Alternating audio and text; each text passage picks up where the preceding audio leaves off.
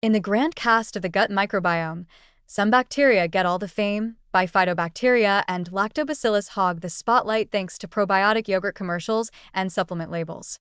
But behind the scenes, a quieter group of microbes are doing some of the most important work for your health, day in and day out.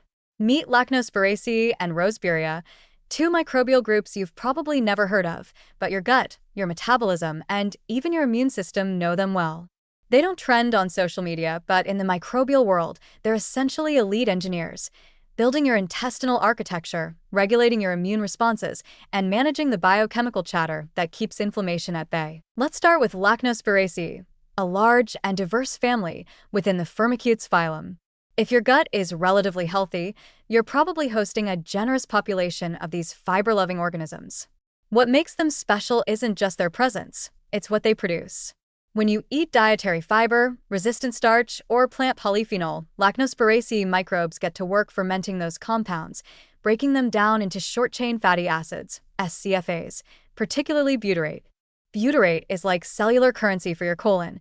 It fuels the cells lining your intestinal wall, helping maintain barrier integrity and preventing leaky gut, the kind of permeability that allows inflammatory molecules to seep into the bloodstreams and stir up trouble. Then there's Roseburia, a standout genus within the Lactobacillus family.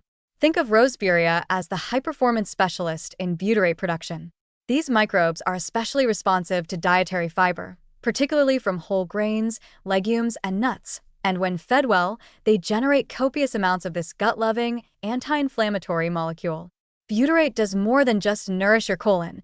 It also influences gene expression through epigenetic mechanisms, downregulates pro-inflammatory pathways, and interacts with key metabolic hormones like GLP-1 and PYY, both of which regulate appetite, glucose, and insulin sensitivity. What's fascinating about Lactobacillus and Roseburia is their systemic reach. Studies have linked higher levels of these microbes with reduced risk of inflammatory bowel disease, obesity, insulin resistance, and even cardiovascular disease.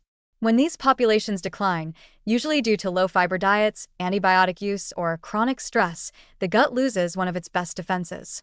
Inflammation goes up, glucose regulation becomes harder, and opportunistic microbes often move in to take advantage of the weakened ecosystem.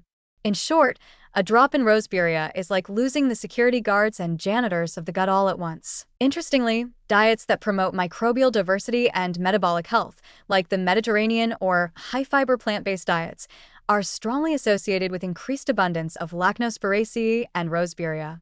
Foods like pistachios, lentils, oats, and cooked-in cooled potatoes aren't just good for your human cells, they're also prebiotic gold for these unsung microbial heroes. The more fiber and polyphenol you feed them, the more butyrate they produce, and the more resilient your entire system becomes. There's also emerging evidence that these microbes don't just prevent disease, they may help reverse some of its early signs. In people with prediabetes or metabolic syndrome, boosting butyrate-producing bacteria like Roseburia has been linked to improved insulin sensitivity and lower levels of CRP, a key inflammatory marker. Their metabolic signals may help recalibrate how the body processes glucose and fat, gently steering it back toward homeostasis without the need for pharmaceutical interventions. So while they may not come with flashy marketing or catchy names, Lactobacillus and Roseburia are among the most important allies in the gut's microbial toolkit. They don't just coexist with you, they work for you. And all they ask in return is a steady supply of fiber-rich, minimally processed plant foods to keep their fermentation engines running. It's a quiet exchange, but one with powerful health implications. You feed them, they keep you resilient, well-fueled, and metabolically grounded. Not bad for a bunch of bacteria you never knew you needed.